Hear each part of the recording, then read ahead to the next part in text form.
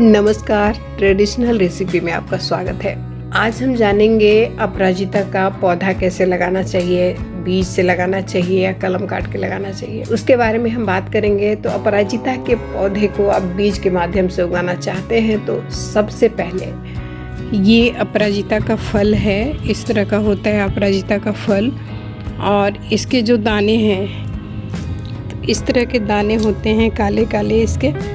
तो ये है अपराजिता के दाने और ये है उसका फल। तो आज हम बीज लगाएंगे अपराजिता का। तो जिसके लिए मिट्टी की बात हमने की थी, तो मिट्टी हमारी तैयार है। अब हम इसमें लगा देते हैं बीज। इसके बाद आप क्या कीजिए कि इस बीज को भुरभुरी मिट्टी में 2 से 3 इंच की दूरी पर 1 इंच में नीचे दबा दीजिए, यानी कि मिट्टी के नीचे दबा दीजिए। और एक बार में यदि आप बीज लगाते हैं तो कम से कम 2 बीज आप ज़रूर लगाएं, क्योंकि हो सकता है एक बीज उगे या ना उगे, एक बीज तो निकले ज़रूर। तो बाकी आप जगह के हिसाब से भी तय कर सकते हैं। इस बीज को आप गमले या ज़मीन पर कहीं भी लगा सकते हैं। बीज लगाने के बाद आप इसके ऊपर थोड़ा सा पानी का छिड़काव कर दीजिएगा, क्योंकि नमी की ज़रूरत पड़ती है बीज को पौधा बनने के लिए। पानी बस इतना ही डालना है उसमें कि मिट्टी में नमी बनी रहे। इसके बाद आप देखेंगे कि 1 सप्ताह के अंदर वहाँ बीज से पौधा उगने की शुरुआत हो चुकी होगी। तो इस तरह से आप अपराजिता के बीज से पौधा उगा सकते हैं। दूसरा तरीका जो है वो है अपराजिता के पौधे का कलम काट कर लगाना। तो ये हमारे पास है अपराजिता, तो हम इसे काट रहे हैं और उसके बाद हम यहाँ इसे काटेंगे।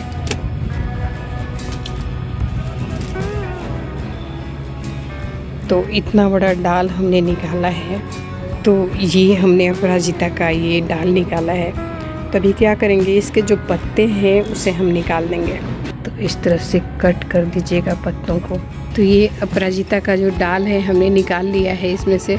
जैसा कि हमने आपको बताया कि ऊपर की पत्तियां आपको छोड़ देना है और बाकी के पत्तियां निकाल देनी है, तो हमने निकाल लिया है।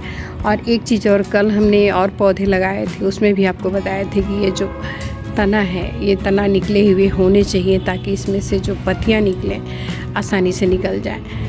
तो इसलिए हमने इन्हें छोड़ा है। अब देख सकते हैं ये वाला, ये आप देख सकते हैं यहाँ से भी पत्तियाँ निकलेंगी, यहाँ से भी पत्तियाँ निकलेंगी। तो अब क्या करना है कि ये जो मिट्टी है इसमें हमें इस तरह से इसे दबा देना है।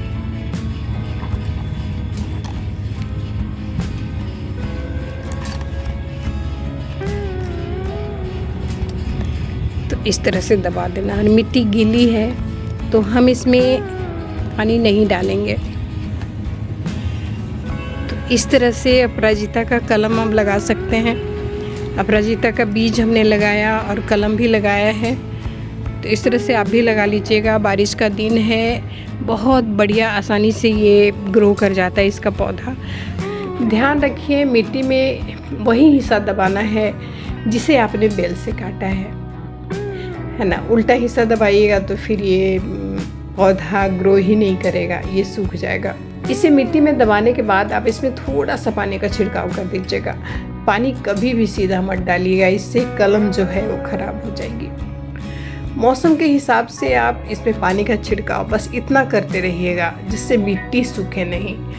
साथ ही साथ आप यदि इस कलम को गमले में लगा रहे हो तो उसे छांव में रखने की कोशिश कीजिएगा, ताकि गर्मी की वजह से ये कलम जो है वो ख़राब ना हो। इसी तरह से 12 से 15 दिन के बाद आप देखेंगे कि आपकी लगाई हुई कलम से जड़ें निकलने लगी हैं और उसमें से पत्तियां भी निकलने लगी हैं और ये थोड़ा हरा भरा दिखने लगा है। कलम लगाने के बाद यदि आप इसका जगह या गमला बदलना चाहते हैं तो 30 से 40 दिन के अंदर ही इसे बदल दीजिएगा। बाद में यदि आप बदलते हैं इसे तो पौधा सूख सकता है।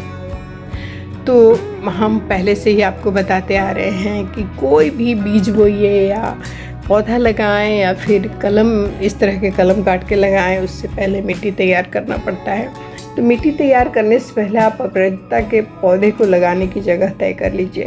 यदि आप इसे गमले में लगाना चाहते हैं तो आसपास किसी नर्सरी से बड़े आकार का गमला खरीद के ले आइए। पहले वाली वीडियो में भी हम इस बारे में बात कर चुके हैं कि गमले में मिट्टी भरने से पहले गमला में छेद करना ज़रूरी हो जाता है, ताकि जो हम पानी पटाएं तो एक्स्ट्रा पानी जो है वो निकल जाए। यदि गमले में पानी रह जाता है, हम छेद नहीं करते हैं, तो हमारा पौधे का जो रूट होता है, जड़ होता है, वो सड़ जाता है और हमारा पौधा फिर ख़राब हो जाता है। इसके बाद आपको सबसे पहले साफ़ सुथरी मिट्टी लेना है, उतना ही आप रेत मिला दीजिए और उसके बाद जैविक खाद आप इसमें मिला दीजिए। आधा उसका, जितना आपने मिट्टी लिया है उसका आधा आपको खाद मिलाना है। और यदि नीम का खरी अवेलेबल नहीं है तो आप नीम का पत्ता ले आइए और उसे बारीक काट लीजिए या तो उसे पीस लीजिए, जैसा भी कर लीजिए। नीम के पत्ते को उसमें मिला दीजिए मिट्टी में और उसे गमले में भर दीजिए। आप कोई भी पौधे का कलम लगा सकते हैं, इसमें कलम लगाइए, बीज बोइए या तो फिर किसी पौधे को लगाइए। ये बहुत जल्दी पौधा निकल आएगा यदि आप बीज लगाते हैं तो। यदि आप पौधा लगाते हैं तो जल्दी ग्रो करेगा, यदि आप कलम लगाते हैं तो जल्दी ये कलम इसमें लग जाता है। एक बार यदि आपके घर में अपराजिता का पौधा अच्छी तरह से उग जाता है ना, इसकी कोई विशेष देखभाल करने की ज़रूरत नहीं पड़ती है। बस यदि आप इसके फैलाव को रोकना चाहते हैं तो समय समय पर नियमित रूप से इसकी बेल की कटिंग करते रहिए, तो इसे सहारे की ज़रूरत पड़ती है। यदि आपने दीवार के साथ लगाया है तो दीवार में सहारा देकर आप इसे चढ़ा दीजिए, या तो आप बालकनी में लगाए हैं तो वहाँ बालकनी में जो ग्रिल होता है उसमें आप सहारा दे दीजिए, तो उसमें भी बेल चढ़ जाएगा बढ़िया से। यदि आपने गमले में रखा है इस तरह के, जैसे कि हमने रखा है इसे गमले में, तो गमले में इसे जैसा कि हम सहारा इसको दिए हैं, चारों तरफ से हमने लकड़ियाँ लगा दी हैं और उसमें हमने घेरा करके उसमें धागा बांध दिया है, तो इस तरह से आप इसे सहारा दे सकते हैं। और इस तरह से सहारा जब आप देते हैं ना तो बहुत खूबसूरत दिखता है ये पौधा, और जब इसमें फूल निकलेंगे तो और खूबसूरत दिखेंगे। इसकी टहनी सूख जाए तो उसे तोड़ दीजिए, या फूल है, फूल लग रहा है, फूल उसमें सूख गया है तो उसे भी तोड़ देना चाहिए। इससे पौधे के विकास की गति प्रभावित होती है, क्योंकि हम सभी जानते हैं कि जो फूल एक्स्ट्रा हैं या तो सूखे जो टहनियाँ हैं उसमें भी ऊर्जा लगती है इनकी, तो यदि हम उसे तोड़ देते हैं तो इनका जो ऊर्जा है, इनकी जो एनर्जी है वो बच जाती है। तो इस तरह से इसे तोड़ दिया करिएगा। अपराजिता का पौधा धूप ज़्यादा पसंद करता है, इसलिए धूप में ही इसे उगाइएगा ताकि इसे सूरज का प्रकाश नियमित रूप से मिलता रहे।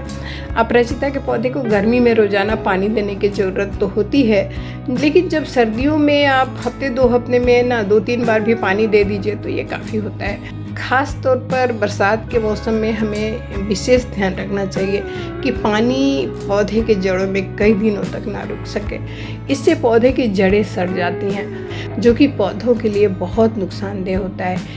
और एक विशेष चीज़ और हम आपको बता देते हैं, अपराजिता के पौधा में यदि आप फूल देखना चाहते हैं, आपके पौधे में फूल नहीं आ रहे हैं, जैसे कि आप देख रहे हैं हमारा ये अपराजिता का पौधा है, 1 साल पुराना पौधा है ये। 1 साल पहले हमने बीज से इसे उगाया था और अभी तक इसमें फूल नहीं आ रहे हैं। ये ग्रो तो कर रहा है लेकिन फूल नहीं आ रहे इसमें। तो इसके लिए क्या करना होगा कि इसमें यदि कुछ चीज़ें डाली जाएं तो फूल इसमें आने शुरू हो जाएंगे।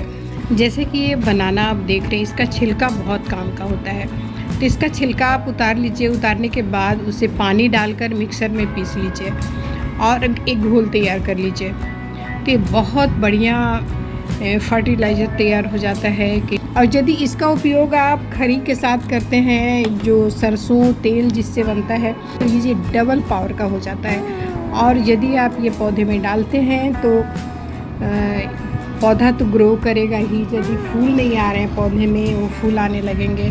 तो आप देख सकते हैं केले के छिलके को हमने पीस लिया है, इसका घोल बना लिया है। अब इसका उपयोग हम अपराजिता के पौधे में करेंगे। और अपराजिता का पौधा क्या मैं बताऊं, आप किसी भी पौधे में इस घोल को डालिए तो ये फ़ायदा ही करेगा। पौधा जल्दी ग्रो करता है इससे, फूल जिस पौधे में नहीं आ रहे हैं उस पौधे में फूल आने शुरू हो जाएंगे। और ये इसकी सूखी टहनियाँ हैं जिसे हम निकाल देते हैं, क्योंकि हम सभी जानते हैं कि इसमें जितना बड़ा पौधा होता है उतना एनर्जी लगता है इसे, तो कुछ है नहीं, ये बढ़िया ग्रो कर रहा है पौधा हमारा। चलिए बात करते हैं इसमें जो हमने औषधि डालने की बात करी है अभी, उसे डाल लेते हैं।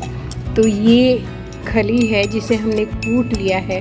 तो यदि ये पौधा आपका नया है, नया आपने लगाया है, तो इसमें भर के 1 चम्मच खली डाल दीजिएगा। तो इसके जड़ में डाल देना है इस तरह से। तो इसके चारों तरफ डाल देना है। तो 1 चम्मच हमने खली इसमें डाल दिया। अब दूसरा चीज़ हम क्या करेंगे कि जैसा कि हमने आपको बताया कि इसके साथ यदि केले का कॉम्बिनेशन हो जाए तो दुगना पावर हो जाता है इसका, ये डबल हो जाता है। तो ये हमने केले के छिलके को पीस लिया है।